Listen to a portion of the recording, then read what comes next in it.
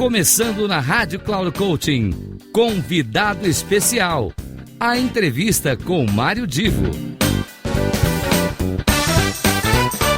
Alô, queridos amigos ouvintes da Rádio Cloud Coaching. Aqui é Mário Divo, mais uma vez trazendo uma convidada especial, a Kátia Soares, que inclusive também é colunista lá da plataforma Cloud Coaching. Tem os artigos que ela publica regularmente, eu sempre sugiro que vocês leiam. E hoje ela aqui vai falar um pouco do trabalho que ela desenvolve. Como eu sempre faço, eu peço então para a Kátia, por favor, se apresentar, e eu já deixo assim uma primeira pergunta para que ela comece a desenvolver. Kátia, você tem um trabalho muito bem articulado dentro de área de gestão, no ambiente empresarial corporativo. E você ultimamente escreveu um artigo sobre a importância da espiritualidade. Eu gostaria que você, então, ao se apresentar, comece a falar do seu trabalho dentro dessa ótica. Por que a espiritualidade hoje é tão importante? Obrigado pela sua presença e agora a bola está contigo. Eu que agradeço, Divo, eu que agradeço, inclusive, esse trabalho que vocês provocam, né, da gente escrever como colunista, numa responsabilidade, né, de falar de mudança, e isso tem servido para várias ideias surgirem aqui na empresa, né. Bom, em primeiro lugar, Kátia Soares, né, eu sou aqui founder e CEO da Agentes da Mudança. A Agentes da Mudança ela é uma boutique, né, onde a gente olha para esse tema competência da mudança, para a preparação do líder, para que ele lidere mudança, né, aonde ele estiver, seja um empresário, seja um gestor de área, seja um founder de organização, seja até conselheiro, né, Divo, porque agora eu estou fazendo um movimento agora, eu também me formei em conselheira, então além de CEO e administradora, e coaching, mentora, palestrante, também trabalho muito com essa coisa da curadoria de conteúdos para mudança, então eu procuro trazer isso para as obras e para que as pessoas possam, de maneira eficaz, conhecer isso de maneira mais detalhada. Então, nós trouxemos também 2 obras, né, nas quais a gente tem praticado a leitura dela nos nossos atendimentos nas organizações. Uma chama-se A Transição na Gestão da Mudança, e aí o subtítulo é muito interessante, que já casa com a sua provocação de espiritualidade, né, que é O que eu tenho que mudar em mim para que o outro mude. Essa foi a nossa primeira obra, escrita em 2013. E a segunda obra foi na pandemia, chama Cultura de Mudança e Mudança de Cultura. E aí eu tive o agraciamento aí de ter o Fábio Barbosa hoje, conselheiro de várias empresas, CEO da Natura, né, com o prefácio do nosso livro, porque ele também sempre me fazia a pergunta: Kátia, o que você faz mesmo, né? Você faz gestão de mudança, cultura, né? O que você faz? Que movimento é esse que você faz? Então, nessa trilha toda de carreira, né, eu falo que eu tenho 3 carreiras, né, Digo, eu tenho uma carreira de gestão de marketing durante 8 anos numa empresa chamada ADP Systems, depois eu passei por uma carreira de consultoria CLT, né, eu trabalhei por mais 5 anos na Ernst Young Consulting. Hoje, inclusive, lá no LinkedIn, eu fui agraciada pelo depoimento do Rogério Brecha, que foi meu presidente na época, ele me fez uma menção hoje no LinkedIn, né, de elogio, eu achei bem interessante, do nada ele escreveu. E a terceira carreira foi realmente fundar a Agente da Mudança em 2013, para que a gente possa realmente olhar para a mudança sobre 3 óticas: rede, educação e cultura. Então, esse é um preâmbulo um pouquinho me apresentando, né? Nós hoje trabalhamos em parceria com várias organizações, e aí, por que, Divo, nós estamos falando hoje do tema mudança sobre a ótica espiritual? Porque a mudança, ela surgiu lá em 1990 com muito movimento de implementação tecnológica, né? Então, os RPs da vida, os SAPs, PeopleSoft, etc., demandaram uma necessidade de acalmar os ânimos das pessoas para que as mudanças ocorressem. Então, as grandes consultorias tinham um método de fazer isso, então entrava na organização para fazer o tal do change management, né, que é a gestão da mudança, onde todo mundo hoje pratica. E muitas organizações ainda praticam isso como um trabalho, como uma remuneração. O fato é que eu vivi isso na Ernst Young, né, e eu vivi muita dor, né, eu comecei a olhar não só o MS Project, né, que é não só a visão processual e projetual daquilo que tem que ter num cronograma, numa história toda, mas eu comecei a perceber que as pessoas sofriam demais.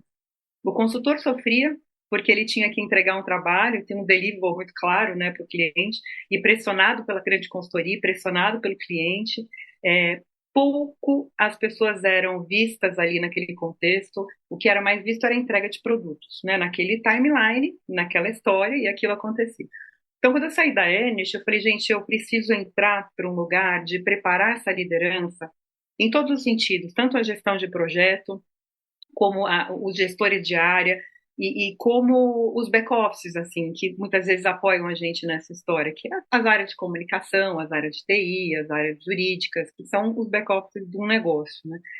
Em saber lidar com mudança de dentro para fora, porque a mudança ela não é de fora para dentro, Diva. Então, por mais que a gente esteja falando da implementação tecnológica, da troca de um presidente, da entrada da IA agora, né, na nossa vida, inteligência artificial aí a todo vapor, um ESG, né, então aí estamos sendo provocados aí pelo Pacto da ONU, né, de trabalhar essa Agenda 2030, então todo mundo aí correndo atrás da pegada de carbono, descarbonização e trabalhando a governança, e trabalhando essa sustentabilidade toda do planeta, né, tão assim, super necessário ser trabalhado, né, mas pouquíssimas pessoas trabalhando o emocional das pessoas. Então, quando eu trabalho, né, eu trouxe esse artigo para Cloud Coaching, né, na plataforma, eu todo dia estou sendo provocada, né? Acabei de receber um e-mail de um cliente, Kátia, você capacita pessoas, eu tenho 30 pessoas para capacitar, né? Me manda uma proposta, né? Você faz online, você faz presencial. Eu falei, não, calma, respira.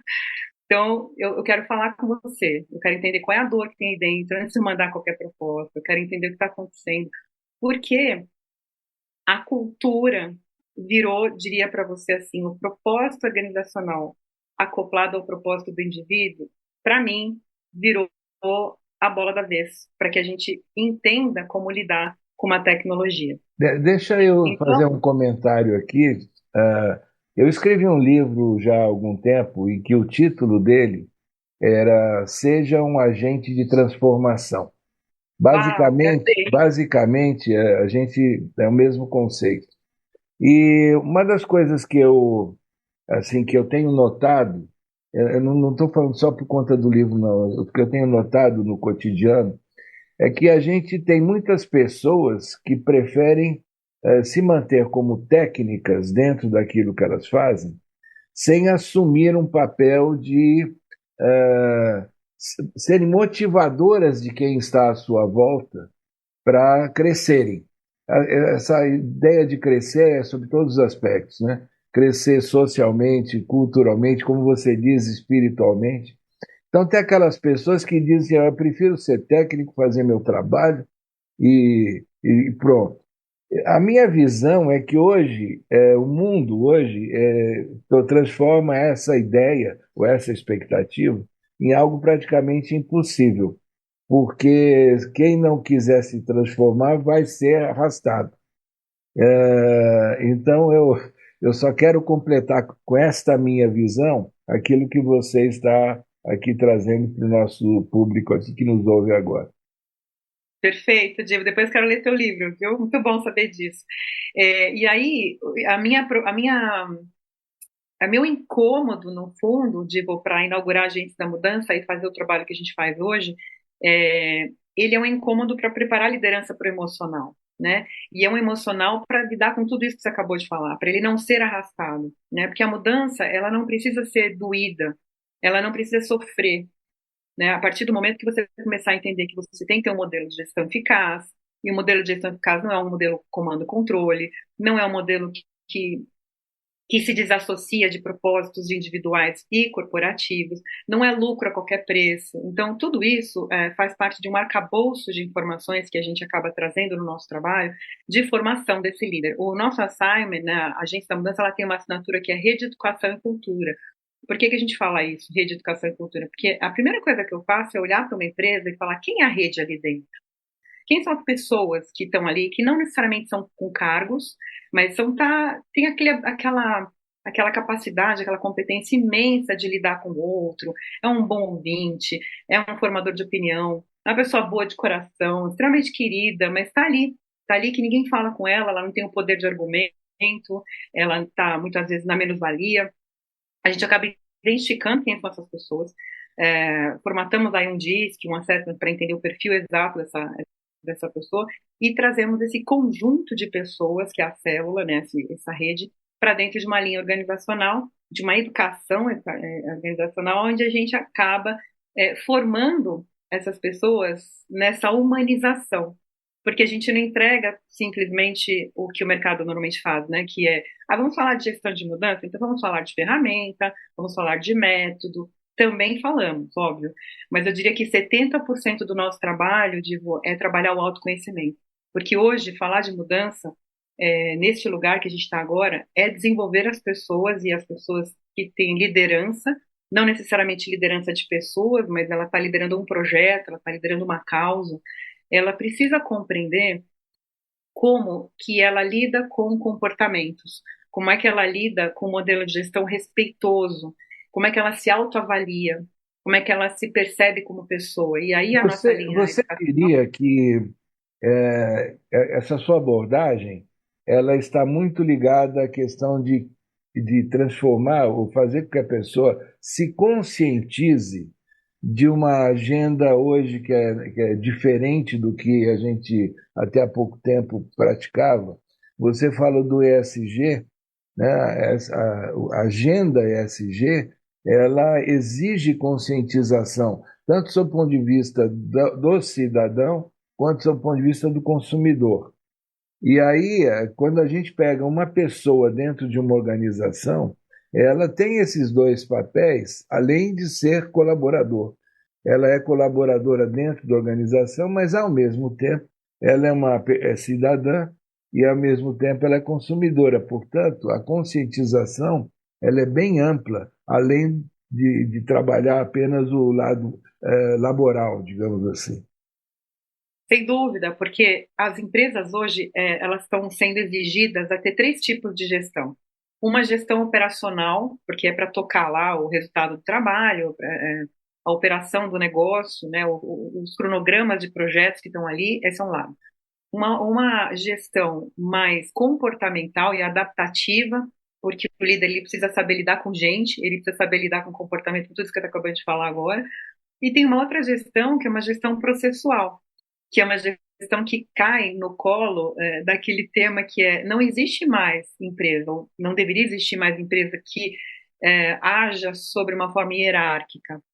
Nós estamos numa era da colaboração, então o tempo todo a gente tem trazido para as organizações, como é que você monta uma visão mais horizontalizada de trabalhos? Como é que você forma células lá dentro? Como é que você faz as pessoas se conversarem com uma equipe multifuncional de várias áreas? Então, exacerbando a liberdade no pensar, criatividade, porque uma coisa interessante, Mário, que você falou, a gente está, o tempo todo, o contexto do mercado está provocando a inovação, né? A digitalização, a inovação, a tecnologia, aquela coisa toda. Mas não está se preparando comportamentalmente, ou, no modelo mental e de gestão, as pessoas para lidarem com isso. Então, muitas vezes as pessoas entram numa reunião, por exemplo, eu estou agora entrando nos conselhos, né, para poder conversar um pouco com eles e entender assim como é que eles estão tomando decisão.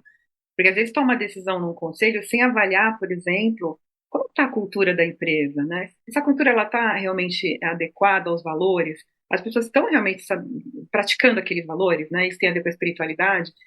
Que valores são esses, né? Elas estão sendo ouvidas, estão sendo tem trazido um pulmão de desafios para tá dando tempo para as pessoas pensarem, né, conversarem, dialogarem. Então, tudo isso a gente tem trazido como formas de fazer uma gestão mais horizontalizada, até para melhorar esse processo de gestão tão necessário agora para esse mundo competitivo que a gente está de resultados, né, Divo? E aí eu estou falando de uma era pós-pandemia, porque mudou demais, sabe, Divo? Antes da pandemia era uma coisa, depois da pandemia mudou completamente. As pessoas ficaram no desespero de resultado, ficaram Inclusive porque os gestores, as lideranças, precisaram aprender a trabalhar com a força de trabalho dividida muitas vezes em home office. Eu não estou falando só na pandemia, né? Depois, essa presença do home office dentro da vida das empresas permaneceu de alguma maneira. Então, as pessoas, os líderes, os gestores precisaram aprender a lidar com a força de trabalho dentro de uma nova maneira de se relacionar, inclusive entre si, né? Sim. Agora, Kátia, você sabe que existe um inimigo nosso, que é o tempo. E a conversa está tão gostosa, mas o tempo está correndo. Sim. E então agradeço demais a sua presença, mas gostaria que você deixasse aí alguns contatos para quem quiser continuar esse papo diretamente com você. Sim. Bom, nosso contato aqui pode ser por e-mail, né? O nosso site é www.agentesdamudança.com.br. Lá tem o nosso e-mail, o nosso telefone também, que é aqui para quem quiser, katia.soares@agentesdamudança.com.br, e telefone é 11 99 261 4803, é o nosso WhatsApp, também absolutamente em contato. E assim, só para finalizar, talvez eu não sei se eu tenho respondido, porque é muita coisa, né? Que cada pergunta que você abre um pop-up na minha cabeça aqui. Eu acho que um ponto importantíssimo, a gente está a serviço de uns conteúdos mais relevantes em termos de transformação individual, onde a mudança é de dentro para fora, que é a antroposofia, Divo. Eu trabalho a serviço dos conceitos de Rudolf Steiner, né? Além de outros autores, obviamente, que a gente bebe da fonte, mas isso faz com que a gente traga um olhar de consciência e de autodesenvolvimento bem importante aí para o contexto organizacional, porque a gente olha a empresa como uma entidade viva, como uma célula viva, né? E os seres humanos também como pensar, sentir e querer. Então tem toda uma fundamentação do nosso trabalho para criar essa consciência e essa coisa tão importante que é trazer a mudança de forma respeitosa para dentro da organização. Bom, vocês então viram essa linha de trabalho que a Kátia desenvolve, e quem está nos acompanhando, eu estimulo que façam contato com ela para conhecer melhor esse tipo de abordagem e, obviamente, quem puder aplicar dentro do seu cotidiano. E você que nos acompanha aqui na Rádio Cloud Coaching sabe que toda semana temos um convidado ou uma convidada especial, e eu conto com você, com a sua audiência, com o seu carinho, na próxima semana. Até lá!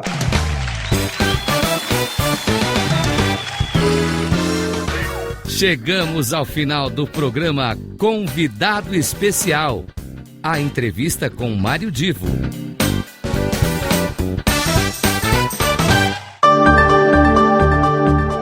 Se ligue! Semanalmente você ouve o programa Convidado Especial, sempre na segunda-feira às 15 horas, com reprise na terça às 5:30 da tarde e na sexta às 10 horas da manhã.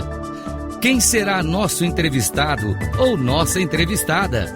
A surpresa é nossa e a revelação e apresentação de Mário Divo, sempre aqui na Rádio Cloud Coaching. Acesse nosso site radio.cloudcoaching.com.br. Confira toda a programação, baixe nosso aplicativo e ouça tudo em nossos podcasts. Rádio Cloud Coaching, conduzindo você ao sucesso.